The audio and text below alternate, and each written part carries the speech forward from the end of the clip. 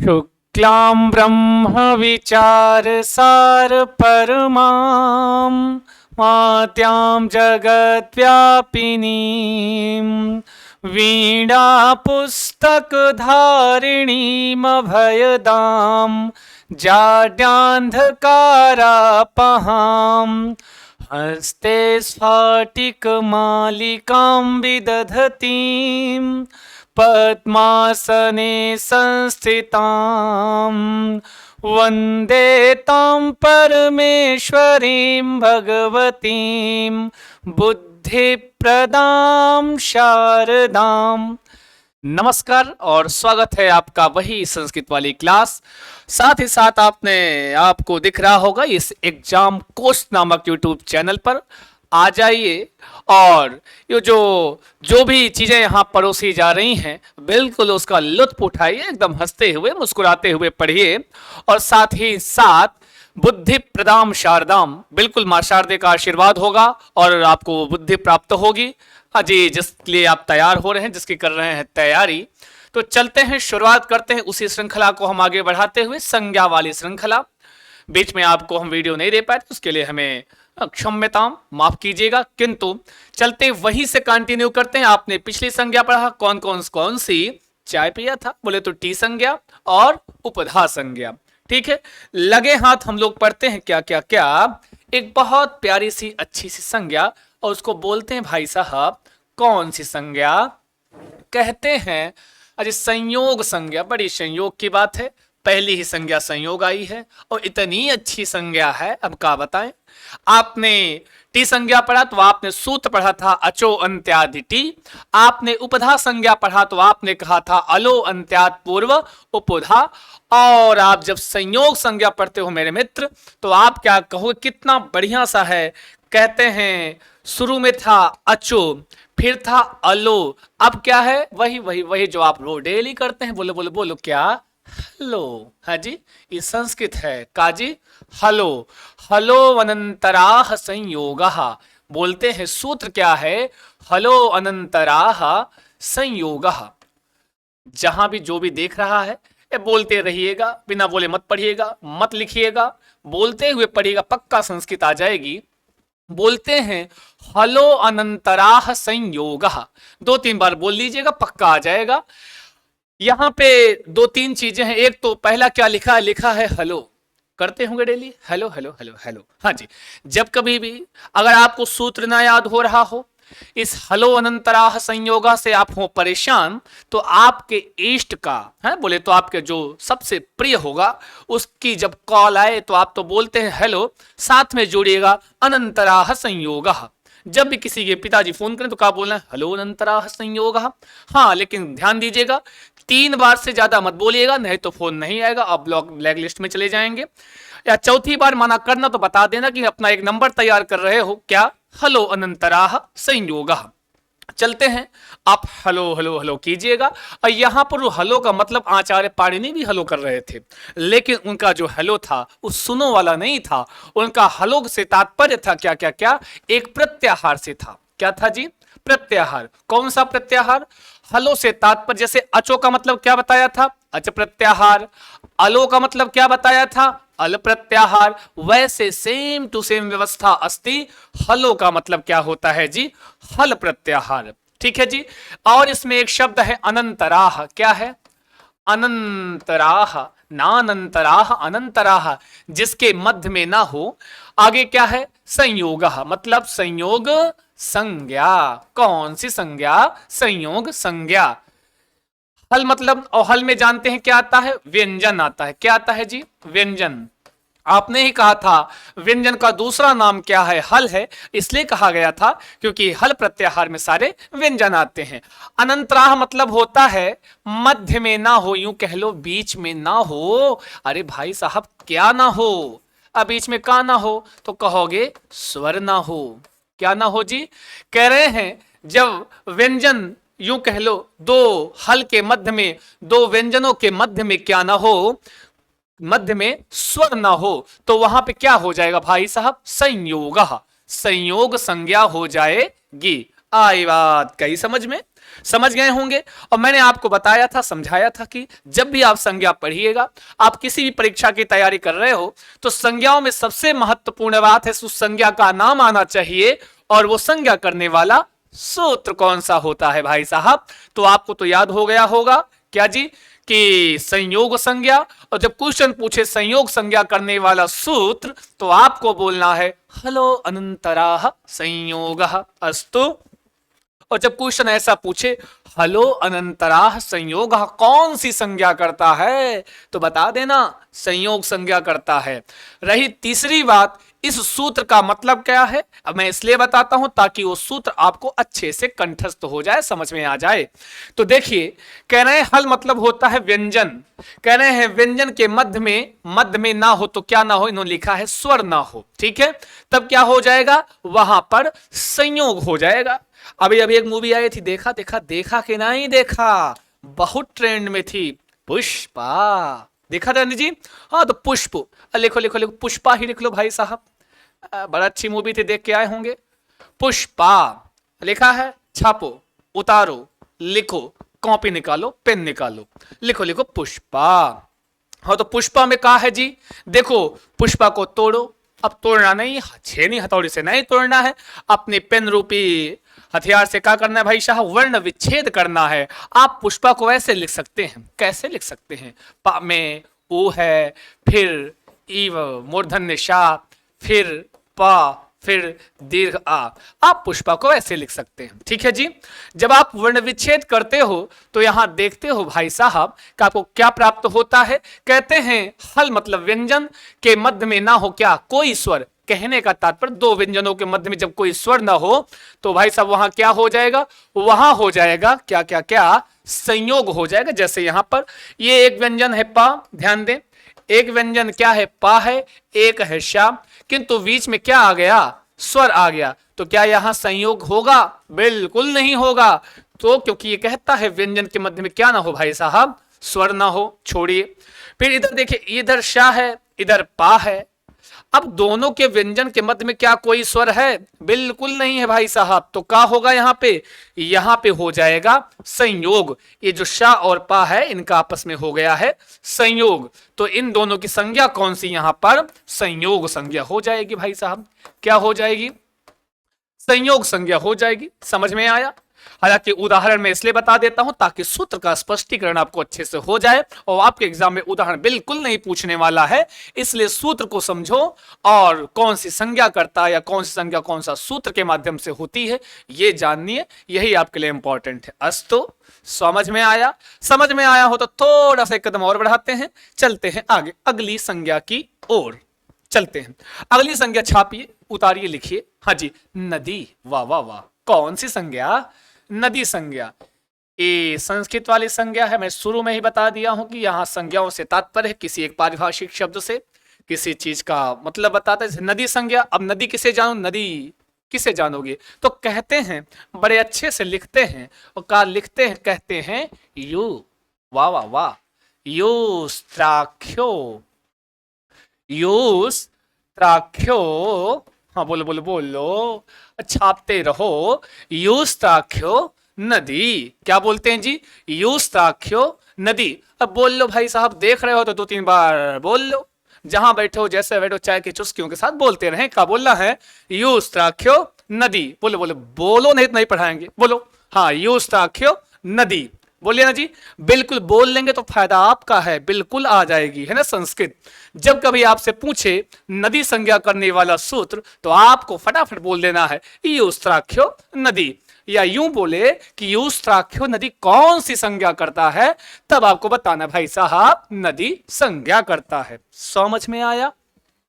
अब तीसरी बात जो जानना है संज्ञाओं में कि सूत्र का मतलब क्या है, कितना प्यारा सा अच्छा सा है मतलब निकलता। देखो देखो देखो अंग्रेजी वालों, इसमें एक शब्द है क्या क्या क्या, यू। हाँ, यू का मतलब तो आप जानते होंगे, यू का मतलब आपकी भाषा में अंग्रेजी वालों यू का मतलब होता है तुम, आपके लिए या आपकी भाषा में। फिर इसमें एक शब्द है स्त्री, वाह वाह वाह कितना बढ़िया, यू स्त्री है। आगे लिखा है आख्यो, आख्यो आख्यो आख्यो, कितना बढ़िया। आख्यो मतलब होता है कहना चाहिए। आख्यो मतलब क्या होता है, कहना चाहिए। क्या आगे क्या लिखा है भाई साहब, नदी कहना चाहिए। किसे? यू मतलब की भाषा में यू तुम, और स्त्री मतलब स्त्री, आख्यो मतलब कहें तुम्हें स्त्री कहना चाहिए। गलत बात है, नहीं, ये पढ़ने वाला यू है। ये कहते हैं यू से तात्पर्य क्या है, ईकारांत। क्या? ईकारांत और उकारांत। समझ में आया? यहां से यू का मतलब बिल्कुल तुम नहीं, यहां पर यू का मतलब ईकारांत और उकारांत। आगे लिखा भाई साहब स्त्री, स्त्री मूवी देखा होगा है। यहां पर स्त्री से तात्पर्य है तो कहते हैं क्या और क्या हो, नित्य स्त्रीलिंग वाची शब्द हो। कितना बढ़िया है, नित्य स्त्रीलिंग वाची शब्द हो। समझ में आया? मतलब ऐसा है कि कोई शब्द होगा उसका प्रयोग सदैव स्त्रीलिंग के साथ किया जाता होगा, वैसा शब्द। ठीक है, तब मतलब आख्यो मतलब कहना, कहना चाहिए। क्या कहना चाहिए उसको? फिर नदी कहना चाहिए। भाई साहब कह रहे हैं दो कंडीशन है, नदी नाम किसे दे सकते हो व्याकरण में? कहते हैं दो कंडीशन है। एक तो वो कोई शब्द होगा वो कैसा होना चाहिए, या तो ईकारांत का शब्द हो या तो उकारांत का शब्द हो, पहली कंडीशन। और दूसरी कंडीशन कह रहे हैं नित्य स्त्रीलिंग वाची शब्द हो, मतलब सदैव स्त्रीलिंग के साथ प्रयोग होने वाला शब्द हो, पुल्लिंग में उसका प्रयोग ना हो। समझ में आया? आई बात कही समझ में? चलो नहीं समझ में आया होगा तो पहले तो ईकारांत उकारांत, बहुत से सारे लोग होंगे कहीं का होता है भैया संस्कृत में, ये ईकारांत क्या है, ये उकारांत क्या है। तो कोई शब्द होता है जब उस शब्द की समाप्ति ये दीर्घ उ पे हो रहा हो, मतलब उसका अंत हो जिसका ईकार उकारांत लिखा है, तो इसमें उकार धन अंत, जिसका अंत हो उ पे वो है उकारांत, और जिसका अंत हो ई पे वो है ईकारांत। समझ में आया? चलो हम आपको उदाहरण बता देते हैं। जैसे जैसे जैसे जैसे उदाहरण लिखेंगे तो लिख लो भैया, आपने ये लिखो देवी कुमारी, देवी कुमारी। ये सारे शब्द पहले देखो ईकारांत उकारांत में से क्या है, क्योंकि देवी शब्द का जो अंतिम शब्द वर्ण है वो क्या है, दीर्घ ई है, इसलिए देवी शब्द कैसा है, ईकारांत है। क्या आपने कभी राहुल देवी नाम सुना? अरे सुना हो तो बता दो, सुना है? राहुल कुमारी सुना है? अरे नहीं सुना होगा भाई साहब। हाँ आपने राहुल कुमार जरूर सुना होगा। कारण क्या है? हाँ आपने मीना देवी, सीता देवी, गीता देवी, गीता कुमारी जरूर सुना होगा, क्योंकि ये जो देवी शब्द है, कुमारी शब्द है, नित्य स्त्रीलिंगवाची है, सदैव स्त्रीलिंग के साथ प्रयोग होता है, किसी राहुल के साथ नहीं प्रयोग होता कि राहुल कुमार, रमेश कुमारी, रमेश देवी, बिल्कुल नहीं सुना होगा। इसीलिए ईकारांत भी है, नित्य स्त्रीलिंगवाची भी है। इसको आप क्या बोल सकते हो, इसकी संज्ञा कौन सी कहोगे? नदी संज्ञा। समझ में आया? चलो उकारांत का उदाहरण देख लेते हैं। जैसे एक शब्द है वधु। कौन सा शब्द भाई साहब? वधु शब्द है। ये जो वधु शब्द है भाई साहब, जब कभी आप, अब तो महीना चल रहा है क्या वधु लोगों का है ना, इस समय चल रहा है, शादी विवाह का मौसम है, आप आते जाते होंगे तो आप देख दो, क्या किसी पुरुष जाति को वधु नाम से पुकारा आपने देखा कहीं? अरे देखा हो तो बताओ। नहीं पुकारते हैं, किसी स्त्री को ही वधु से पुकारते, वधु नाम से। कारण क्या है? ये जो वधु शब्द है ये नित्य स्त्रीलिंग वाची शब्द है, साथ में ये उकारांत भी है, अतः इसकी संज्ञा क्या हो जाएगी? नदी संज्ञा हो जाएगी। समझ में आया? क्योंकि युष्टाख्यो नदी सूत्र कहता है कि इकारांत उकारांत और नित्य स्त्रीलिंगवाची शब्दों को क्या कहना चाहिए? नदी कहना चाहिए। समझ में आया? एक और उदाहरण लिख लो, जैसे श्वश्रु। क्या भाई, जब वधु को लिखे हो तो श्वश्रु को भी लिख लो। क्या है श्वश्रु? ये बताओ, ये भी एक तो ये उकारांत का शब्द है, चलो ठीक है। अब श्वश्रु क्या नित्य स्त्रीलिंगवाची है? बिल्कुल है। श्वश्रु का अर्थ होता है सासू मां। है कौन कौन कौन? सासू मां है जी, सास, जिसको आप पुकारते हो सास, सास, मम्मी जी, है ना जी, वही है संस्कृत भाषा में श्वश्रु। जानते हैं आपके यहाँ रिलेशन भी पूछता है संस्कृत भाषा में, तो जानते हैं श्वश्रु का मतलब सासू मां। जिनको ये सौभाग्य प्राप्त है सासू मां का, ओ आज जाके अपने क्लास के बाद आप उनको पुकारिएगा किस नाम से, चाहे ससुर कहिएगा चाहे नदी कहिएगा, दोनों एक ही चीज है। क्योंकि ससुर की संज्ञा क्या होती है भाई साहब, नदी संज्ञा।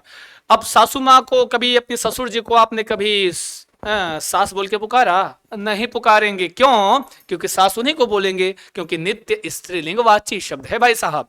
इसीलिए ससुर की क्या संज्ञा, नदी संज्ञा। वधु की क्या संज्ञा, नदी संज्ञा। कुमारी, देवी इत्यादि की संज्ञा क्या, नदी संज्ञा। समझ में आया? हमारी संज्ञाओं समझ में आया कि नहीं आया? चलते हैं, आगे बढ़ते हैं। पूरी आशा है, विश्वास है समझ में आया होगा। चलते हैं अगली संज्ञा की ओर, है ना जी। अब लिखो लिखो लिखो लिखो लिखो अगली संज्ञा। ज्यादा कमजोर हो गए हो, संस्कृत पढ़ते पढ़ते आपको कमजोरी फील हो रही हो, पूरी दवाई हमारे पास है, संस्कृत वाले चंद्रा सर के पास है, लेना चाहे तो बताएं। लिखो घी संज्ञा। वाह वाह वाह, चिंता ना करें, पढ़ते पढ़ते थक जाएंगे तो आपको हम घी भी खिलाएंगे, गुड़ भी खिलाएंगे, चिंता ना करें। कौन सी संज्ञा? घी संज्ञा। आज पतंजलि वाला, बोलो बोलो बोलो, नहीं गोवर्धन घी। चलो घी संज्ञा, सूत्र इसका आता है, कौन सा आता है तो लिख लो, छापो छापो छापो, उतारो। कहते हैं क्या, शेषोघ्य सखी। क्या क्या क्या बोलते हैं? शेषोघ्य सखी। बोलो बोलो बोलो, फिर से बोलो, मुंह तो खोलो। शांत रहते हो, बैठे हो, ऐसा मौन होके पढ़ रहे हो, लग रहा है कि किसी सत्संग में आए हो और बेहतरीन श्रवण कर रहे हो। नहीं, बिल्कुल नहीं। और रिएक्शन देते रहें, भले हम आपके सामने ऑफलाइन उपलब्ध नहीं हैं, लेकिन रिएक्शन देते रहें। बोलो बोलो, संज्ञा का नाम क्या? तो कहोगे घी संज्ञा। फिर आपसे पूछेगा घी संज्ञा करने वाला सूत्र कौन सा, तब आप बताओगे, क्या बताओगे? शेषोघ्य सखी। बोलो बोलो, फिर से बोलो, शेषोघ्य सखी। चलो इसका मतलब देख लेते हैं क्या है। कहते हैं शेषोघ्य सखी, शेषो मतलब जो शेष बच गया, जो शेष है, समझ में आया? आगे है घी, जो शेष बच गया उसकी क्या संज्ञा हो जाएगी? कहते हैं घी संज्ञा हो जाएगी। आगे इसी में एक शब्द है क्या, असखी। क्या है भाई साहब? असखी, है ना जी। शेषः घी असखी, इसका मतलब है, इसका तात्पर्य क्या है? शेषा मतलब जो शेष बच गया। कहां से शेष बच गया, कहां से बच गया भाई साहब? शेष जो बच गया है, इसके जस्ट पहले आपने पढ़ा है भाई साहब क्या, इकारांत उकारांत। इससे क्या शेष बचा? इसका छोटा वाला भाई। कौन सा? यहां से शेष से तात्पर्य है क्या क्या क्या, वहां इकारांत उकारांत था और यहां पर कहेंगे इकारांत। शेष से तात्पर्य क्या है? जो बच गया, इका से इकारांत और उकारांत। समझ में आया? जो शेष बच गया, इकारांत उकारांत की का हो जाएगा? घी हो जाएगा। और घी क्या है? एक संज्ञा है। समझ में आया? अब इसमें कोई व्यवस्था नहीं है कि नित्य स्त्रीलिंगवाची हो, नित्य पुल्लिंगवाची हो, कोई वाची नहीं। केवल एक कंडीशन, शब्द कैसा होना चाहिए, या तो इकारांत का हो और या तो उकारांत का हो। जैसे देख लेते हैं आगे, एक ये असखी लिखा हुआ है मेरी सखियों, इसको बाद में बताएंगे। किंचित वेटम करो तो अस्तु शेषाघी असखी। इकारांत उकारांत जैसे लिखो लिखो लिखो लिखो। हरि शब्द है, अभी हरि शब्द है, इस हरि के का जो अंतिम वर्ण है कैसा है? आप हरि को ऐसे लिख सकते हैं, हा को ऐसे लिखिए, हा में आ है, रा है, फिर ह्रस्व ई है, अंतिम में किस पे समाप्ति हो रही है? ह्रस्व ई पे। तो कैसा शब्द है? इकारांत का शब्द है। अब इसकी क्या संज्ञा? तो कहोगे घी संज्ञा हो जाएगी। बात आई उकारांत की। अब मतलब अगर आप ऐसे लिखोगे साधु, क्या लिखोगे? साधु। अब साधु में छोटा ऊ है अंतिम में, बोले तो ह्रस्व ऊ है, तो आप इस साधु की क्या संज्ञा भाई साहब? कहोगे कहोगे कहोगे क्या कहोगे? कहोगे घी संज्ञा। ठीक है, ये तो यहां इतना का मामला हो गया। अब बचा आपकी सखी। ना सखी असखी, इस असखी पद को आप क्या लिख सकते हो? इसको लिख सकते हो भाई साहब मेरे मित्रों, असखी को लिख सकते हो नई तत्पुरुष समास, ना सखी असखी। और ना का मतलब क्या होता है? ना का मतलब नहीं होता है। सखी मतलब सखी शब्द है। कह रहे हैं इकारांत उकारांत शब्द की घी संज्ञा होती है, किंतु ना मतलब नहीं होती है। अब किसकी नहीं होती है? सखी शब्द की नहीं होती है। किसकी नहीं होती है? सखी शब्द की नहीं होती है। जबकि सखी शब्द भी क्या है? इधर देखो इधर देखो इधर देखो, जो खाने पे ध्यान है जरा इधर देखो। इकारांत, समझ में आया? आई बात गई समझ में। यह भी सखी शब्द भी इकारांत है, किंतु यहां सूत्र में लिखा गया कि असखी इनकी घी संज्ञा नहीं होती है, नहीं होती है। अपना एक पॉइंट बनाओ, अपनी कॉपी में छाप लो, उतार लो, लिख लो कि सखी शब्द की घी संज्ञा नहीं होती है। माना कभी आपके एग्जाम में पूछ ले कि जरा बताओ निम्नलिखित में से किस शब्द की घी संज्ञा नहीं होती है, तो किसकी नहीं होती भाई साहब? आपको बताना है सखी शब्द की नहीं होती है, जबकि इकारांत पद है तब भी। आई बात गई समझ में। और एक पॉइंट और बना के लिख लो, केवल पति शब्द की भी घी संज्ञा नहीं होती है। समझ में आया? किसकी? केवल पति शब्द की भी घी संज्ञा नहीं होती है। किसकी किसकी किसकी? तो कहते हैं केवल पति शब्द की। किसकी? कहते हैं केवल, जब पति शब्द अकेले आया हो, केवल पति, जबकि ये भी इकारांत है, लेकिन कह रहे हैं अकेले आएगा पति, तो केवल पति शब्द की भी घी संज्ञा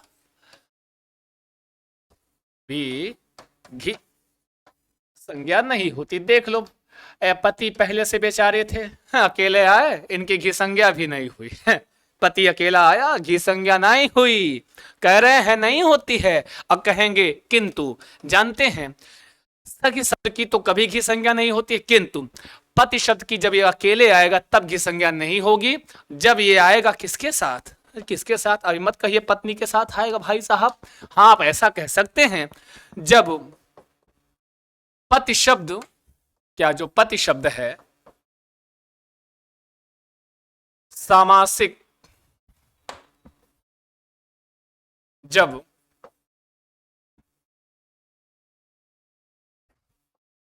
अरे भाई साहब कहा इतना गलती हो रहे हो? पति शब्द सामासिक पद के साथ आएगा तो किसके साथ? सामासिक पद के साथ आने पर पति शब्द की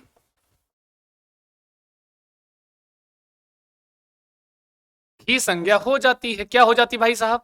घी संज्ञा हो जाती है। इसीलिए एक सूत्र भी लिखे हैं, वो आपको आवश्यक नहीं है, लेकिन हम लिखे देते हैं। ये वो बताता है, वो सूत्र है बड़ा सा अच्छा से एकदम बढ़िया बढ़िया, कहते हैं पति ही समासा एयो। ये सूत्र आपको बताता है पति ही समासा समासहा एयो। ये जो सूत्र है ई बताता है कि भाई साहब जब पति शब्द केवल पति शब्द की भी घी संज्ञा, जब केवल अकेले पति लिखा हो कहीं पर, माना कि ये इकारांत पद है, तो आपने क्योंकि पढ़ा है इकारांत उकारांत की घी संज्ञा होती है, तो इन्होंने बता दिया ये जो पति शब्द है इसकी घी संज्ञा नहीं होगी, भले इकारांत, हाँ, लेकिन हो जाएगी कम जब ये आएगा किसके साथ? किसके साथ? सामासिक पद के साथ। जैसे जैसे जैसे जैसे जैसे छापो, अरे उतारो, लिखो, कहेंगे जैसे सीतापति। हाँ, क्या क्या क्या? सीतापति, सीता का पति। ये क्या है? सामासिक पद के साथ आया है। यहां पर ये जो पति शब्द है सामासिक पद के साथ आया है मेरे दोस्तों, इसलिए यहां पर अब पूछे क्या सीतापति इसकी घी संज्ञा होगी? बिल्कुल होगी। क्यों? क्योंकि ये सामासिक पद के साथ आया है। माना इसी में दे दे केवल लिखा हो पति, क्या लिखा हो? पति, क्या इसकी घी संज्ञा होगी? बिल्कुल नहीं होगी, बिल्कुल नहीं, क्योंकि ये पति अकेले आया है ना जी। सीतापति, रमापति, समझ में आया? इस तरीके के जब पति शब्द सामासिक पद के साथ आ रहा है तो उसकी घी संज्ञा हो जाती है, और पति बेचारा अकेले आता है तो बिल्कुल घी संज्ञा उसकी नहीं होती। याद रखना, कंठस्थ करना। हाँ जी, समझ में आया? और ना आया, नहीं आएगा तो कोई बात नहीं है, 4-5 बार बताएंगे, नहीं तो फिर नहीं बताएंगे। बताएंगे, कमेंट करके पूछोगे तो अगली क्लास में पक्का उसको हम बताएंगे, लेकिन समझ में आना चाहिए, क्योंकि जब एग्जाम कोच आपके लिए इतनी मेहनत कर रहा है, लगातार आपको क्लासेस प्रोवाइड कर रहा है, तो आपकी जिम्मेवारी बन जाती है कि दुगना एफर्ट करके शिक्षक भर्ती जैसी परीक्षाओं का लाभ लें। अनेकानेक जो परीक्षाओं की तैयारी जिसकी क्लासेस आपको प्रोवाइड की जा रही हैं, पूरे मन से पढ़ें, एकदम धन लगाने की बहुत ज्यादा आवश्यकता, थोड़ा बहुत दे देंगे काम हो जाएगा, कोई बात नहीं, पढ़ते रहो।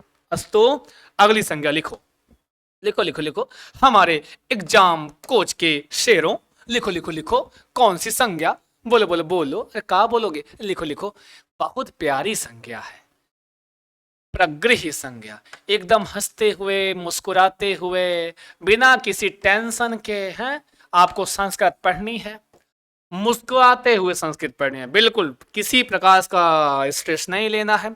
जब भी लगे कि आपको कोई समस्या हो रही है, बुखार उखार आया है, तो आप सुबह शाम खाने से पहले माहेश्वर सूत्र 14 बार पढ़ लेना। आपका आयुर्वेदिक है, थोड़ा लेट में काम करेगा लेकिन करेगा। तो माहेश्वर सूत्र, सर हर मर्जों की दवा माहेश्वर सूत्र 14 बार पढ़ना। कोई डॉक्टर बताएगा नहीं, ये कोई फीस उस नहीं, फ्री में बता रहे हैं, समझ लो। ना हो तो ट्राई करके देख लेना, ठीक है। हाँ, और ज्यादा दिक्कत हो, बहुत ज्यादा समस्या हो, तो जो लिखने जा रहा हूं इसको पढ़ लेना, एकदम आराम मिलेगा। लिखो लिखो, ईदू दे द्विवचनम, द्विवचनम, ज्यादा दिक्कत होने पे इसे लेना है, ठीक है। ये 600 mg है। ईदू, ईदू दे द्विवचनम प्रगृह्यम, समझ में आया। ये 600 mg है, ये बहुत ज्यादा दिक्कत होने पे इसको ले, ठीक है। ईदू दे द्विवचनम प्रगृह्यम, बोलो बोलो बोलो, ईदू, बोलो बोलो, ईदू दे द्विवचनम प्रगृह्यम, 2-3 बार बोलो, आ जाएगा। ईदू दे द्विवचनम प्रगृह्यम, ईदू दे द्विवचनम प्रगृह्यम, सब यही रटवा लेंगे, हम सही बता रहे हैं। हमको पता है कि जाने के बाद संस्कृत बिल्कुल नहीं पढ़ते हो, एक बार जब तक देख लिए, बल्कि गलती से भी नहीं अच्छा काम करते हो, इसलिए यही याद कर लो। ईदू दे द्विवचनम प्रगृह्यम, मतलब समझ लेते हैं सूत्र का क्या है। ये सूत्र आपसे कहता है भाई साहब, इसमें कुछ चीजें हैं क्या, जैसे ईद, ऊत, एत तथा ईदू देत से तात्पर्य, इसमें 3 चीजें हैं, ईत, ऊत, एत। आगे लिखा है द्विवचनम, मतलब द्विवचन में भी हो, किसमें हो, द्विवचन में भी हो, तो उसकी संज्ञा क्या होती है, बताओ बताओ बताओ, कहां भाई हो। द्विवचन में हो तो उसकी संज्ञा हो जाएगी प्रगृह्य संज्ञा हो जाएगी भाई साहब, कहीं जाने का नहीं, रुकने का भाई साहब, पढ़ने का पूरा मजा तभी आएगा। तो कहते हैं ईत, ऊत, एत द्विवचन की संज्ञा क्या, तो आपको बताना है प्रगृह्य संज्ञा होता है। समझ में आया, आई बात गई समझ में। देखो यहां तो पहले तो क्वेश्चन ऐसा पूछ सकता है कि प्रगृह्य संज्ञा करने वाला सूत्र कौन सा, तो आपको चिल्ला के बताना, नहीं थोड़ा धीरे बताना है। ईदू दे द्विवचनम प्रगृह्यम, समझ में आया। और जब कभी ऐसा पूछे ईदू दे द्विवचनम डैश डैश डैश डैश, कौन सी संज्ञा करता है भाई, तो आपको बताना है प्रगृह्य संज्ञा करता है। और बहुत हिम्मत करके पूछेगा तो तीसरा क्वेश्चन बना लेगा, पूछेगा ईत, ऊत, एत द्विवचन की कौन सी संज्ञा, क्योंकि पिछली परीक्षा में जूनियर वाला जो भी परीक्षाएं हुई वहां पे ऐसे ही पूछा था ईत, ऊत, एत द्विवचन की कौन सी संज्ञा, तो आपको बताना है प्रगृह्य संज्ञा। समझ में आया। चलो ये ईद क्या है, ऊत क्या है, एत क्या है, को कुछ नहीं है, सब पढ़े हैं आप। ईद से तात्पर्य है ईकारांत, समझ में आया। ऊत से तात्पर्य है भाई साहब उकारांत, ठीक। और एत से तात्पर्य क्या है, एकारांत। आई बात कई समझ में। और द्विवचन मतलब द्विवचन में हो, कहने का मतलब अपनी भाषा में, अपनी लैंग्वेज में समझना चाहे तो आप ऐसा कह सकते हैं, कोई शब्द होगा, वो शब्द कैसा हो, या तो ईकारांत का शब्द हो, या तो उकारांत का शब्द हो, और या तो एकारांत। 2 कंडीशन है इसमें भी। शब्द कैसा हो, या तो ईकारांत का हो, या तो उकारांत का हो, और या तो एकारांत का हो। और क्या हो, और कह रहे हैं, और वो किसमें हो भाई साहब, वो द्विवचन में भी हो। समझ में आया। ईकारांत, उकारांत, एकारांत तथा द्विवचन में अगर कोई शब्द ऐसी कंडीशन मिलती है तो उसकी संज्ञा क्या हो जाएगी, उसकी संज्ञा हो जाएगी भाई साहब प्रगृह्य संज्ञा। कौन सी संज्ञा, प्रगृह्य संज्ञा हो जाएगी। समझ में आया, आई बात समझ में कि नहीं। बोलो बोलो बोलो बोलो बोलो, आई, बिल्कुल आई समझ में। जैसे देख लो भाई साहब, विश्वास नहीं है तो देख लो, हरि हरि हरयः, ये हरि शब्द है। जब हरि शब्द का रूप पढ़ते हो भाई साहब, हरि ही छोटा है, फिर द्विवचन पर हरि क्या बनता है, हरि बनता है, ऐसे लिखते हैं आप ना जी। हरि ही एक वचन, हरि द्विवचन, और बहुवचन हरयः। समझ में आया?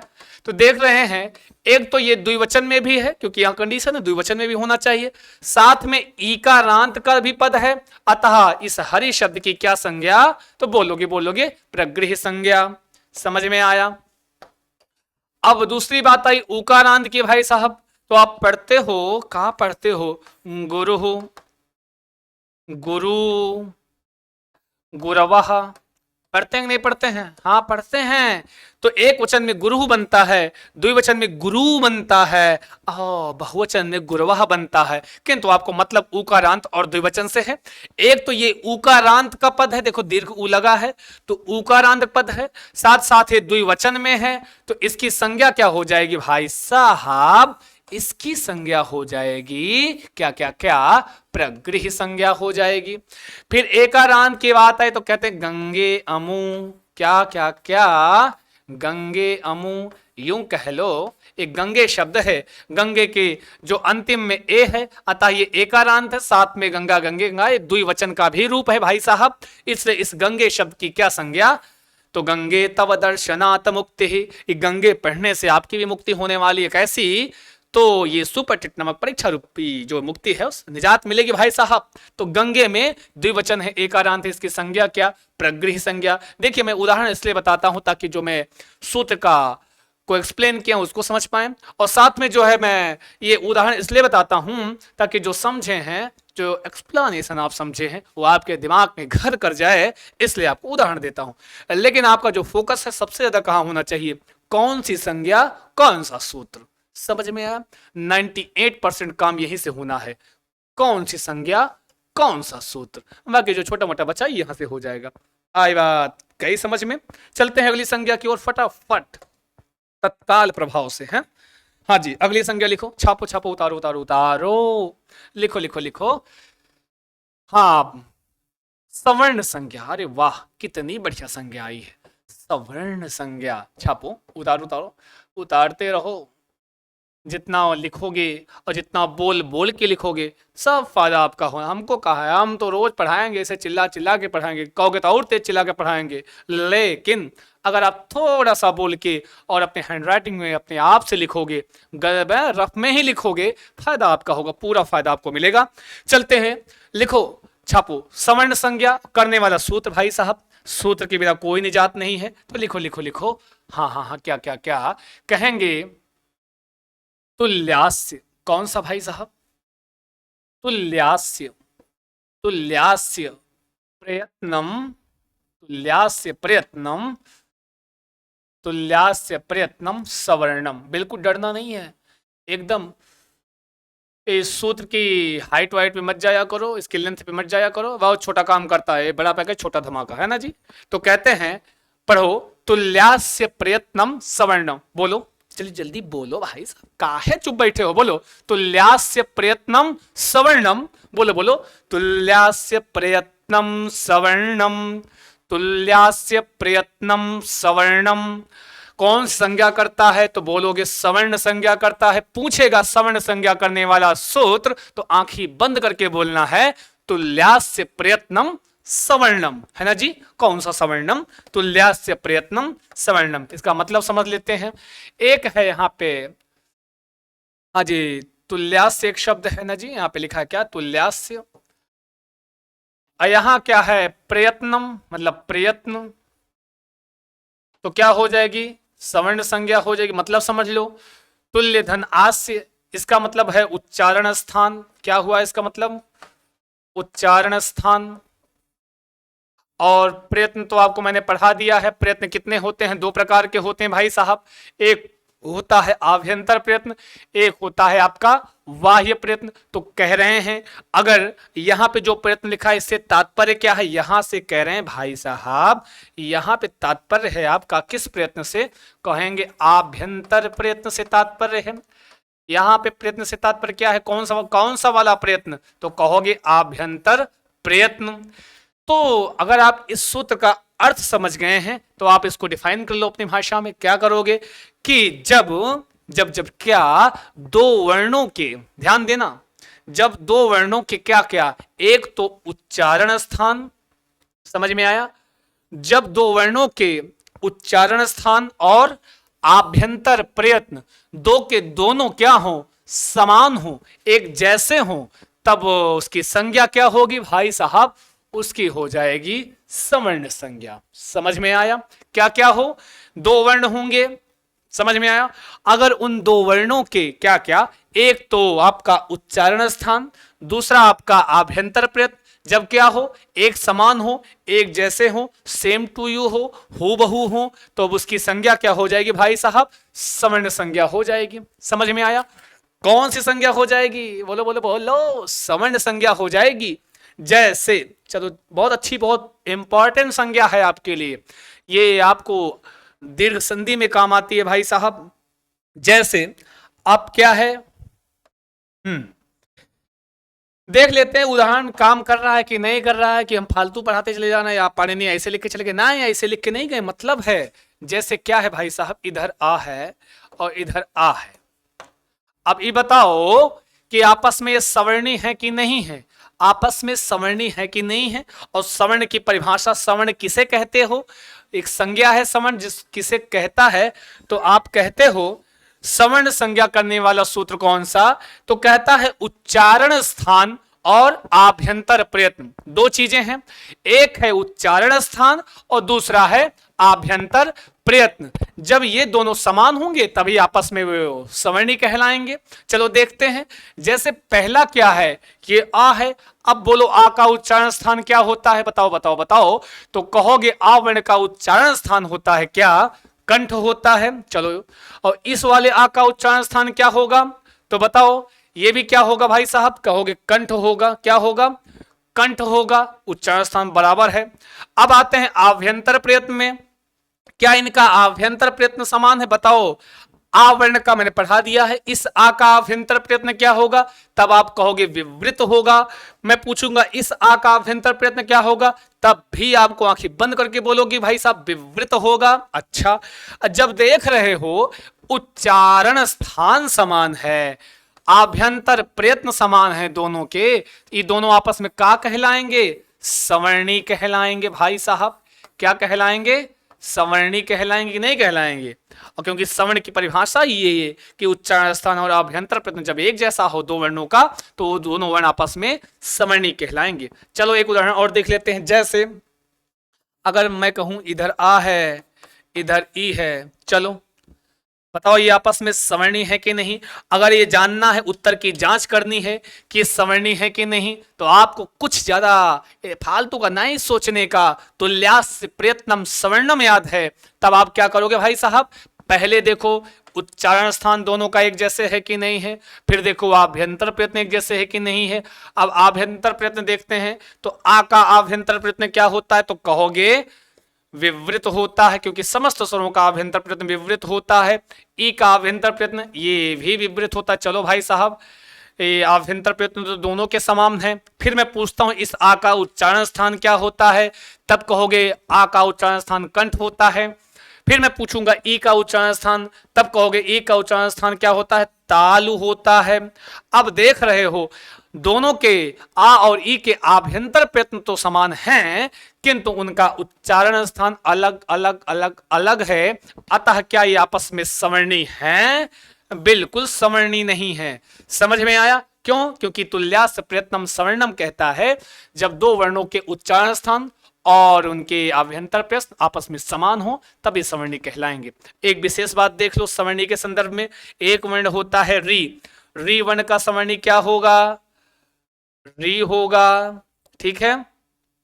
अब एक है आपका स्वर ली, ली का सवर्णी क्या होता है, तो याद कर लो, लिख लो, एक पॉइंट बनाओ कि ली वर्ण का सवर्णी री होता है, क्योंकि ली वर्ण का सवर्णी नहीं होता है।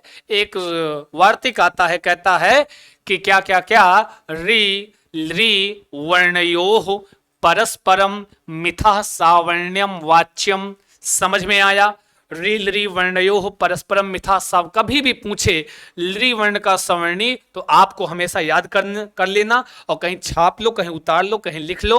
बार बार कह रहा हूं, बाद में मत कहना कि किसी ने पढ़ाया नहीं। और काहे नहीं पढ़ाएंगे, पढ़ा जो रहे हैं एग्जाम कोच पे तो काहे नहीं बताएंगे, अब बताएंगे, सब बताएंगे भाई साहब। तो आप कहाँ बताओगे, ये जो लरी वर्ण है जब आपसे पूछेगा लरी वर्ण का सवर्णी तो एकदम आंखें बंद करके एकदम गोला भर देना है कि कौन सा होता है जी। इतना आंखें मत बंद करना कि कोई दूसरा भर दो, देख के भरना। लेकिन री का सवर्णी री ही होता है और री का सवर्णी भी री होता है, लरी वर्ण का सवर्णी भी री होता है। कारण है क्योंकि जब दो अकाह सवर्णे दीर्घा पढ़ते हो, जब दो सवर्ण आपस में मिलते हैं तो दीर्घ बनाते हैं।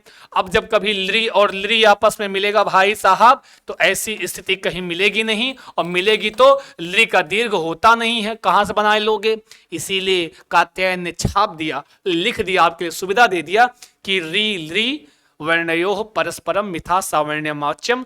कहीं भी लरी के बाद अगर री आता है तो दोनों के स्थान पर इस री वर्ण का दीर्घ हो जाता है। समझ में आया, लरी के बाद री आएगा, मैं दीर्घ संधि में पढ़ाऊंगा, लेकिन अभी मैं सवर्ण पढ़ा रहा हूं। तो जब पूछे लरी का सवर्णी तो आपको री बताना है। क्या बताना है भाई साहब, री ही बताना है। आई बात गई समझ में। चलते हैं किंचित थोड़ा सा और आगे बढ़ते हैं। कोई दिक्कत, एनी समस्या, कोई दिक्कत हो तो बताना और कमेंट बॉक्स में लिख के भेजना, प्रेषित करना, अमल किया जाएगा। हैं, अमल किया जाएगा भाई साहब, आपको सब बताया जाएगा। हैं, अब पढ़ कहाँ रहे हैं, एग्जाम नामक कोच पे। कोच का मतलब ही भाई साहब होता है जो आपको है सही गाइडलाइन दे, सही दिशा दे, सही चीज आपको प्रोवाइड कराए। तो भैया हम लोग तो आगे ईश्वर ने लगा दिया एग्जाम, तो जो भी एग्जाम दे रहे हैं हम उसी को कोच करेंगे, हैं बोले तो उसी को हम गाइड करेंगे, उसी को हम आपको लाइन लेंथ पे लेके चलेंगे, दौड़ाएंगे और आप भी एकदम बिल्कुल बुलेट ट्रेन की तरह भाग लेना है आपको। समझ में आया। तो ये एग्जाम नामक कोच को हमेशा छोड़ना नहीं है, पकड़ के रखना भाई साहब। आते हैं इधर, आते किधर आते हैं, इधर आते हैं। तो लिखो, इसी बात पे लगे हाथ एक ठू और लिख लो, छप लो। कौन सी संज्ञा, संहिता संज्ञा। कौन सी, संहिता संज्ञा। छापो छापो, उतारो। अब बिना उतारे लिखोगे ना, जब हम कसम रखा देंगे एक दिन, हमें पता है कि आप बिना कॉपी पेन के बैठते हैं। ठीक है, शाम सुबह नहीं मिल रहा है समय तो शाम को बैठो, रात में 12:30 बजे बैठो, लेकिन भाई साहब कॉपी कलम लेके बैठा करो यार। सही बता रहे हैं यार, नहीं तो सही नहीं होगा। है कॉपी कलम के साथ बैठना। तो लिखो संहिता संज्ञा। कौन कौन कौन सी संज्ञा, बोलो बोलो बोलो। संहिता संज्ञा। तो छापो, बढ़िया सा, प्यारा सा, अच्छा सा, है एकदम मोदी जैसा। हाँ, क्या क्या क्या, परह, बोलो बोलो बोलो। परह सन्निकर्षः, परह सन्निकर्षः। आगे आगे आगे क्या, संहिता। हाँ, क्या बात है, बोलो बोलो बोलो। हंसते हुए मुस्कुराते हुए पढ़ना है संस्कृत को भाई साहब, बिल्कुल टेंशन नहीं लेने का। वैसे भी मुस्कुराइए, आप कहाँ हैं, जहां भी हो, लखनऊ में तो बड़ी अच्छी बात है। मुस्कुराना आपका जन्म सिद्ध अधिकार है। हम गलती किए, बाबा साहब को इसको भी उसमें लिखना चाहिए था, है कि मुस्कुराना आपका जन्म सिद्ध अधिकार है। मुस्कुराते रहिए और पढ़ते रहिए। परह सन्निकर्षः संहिता। बोलो बोलो बोलो। परह सन्निकर्षः संहिता। छापो छापो छापो, आंखी बंद करके बोलो एक बार, परह सन्निकर्षः संहिता। एक बार और बोलो भाई साहब, अरे बोलो बोलो बोलो।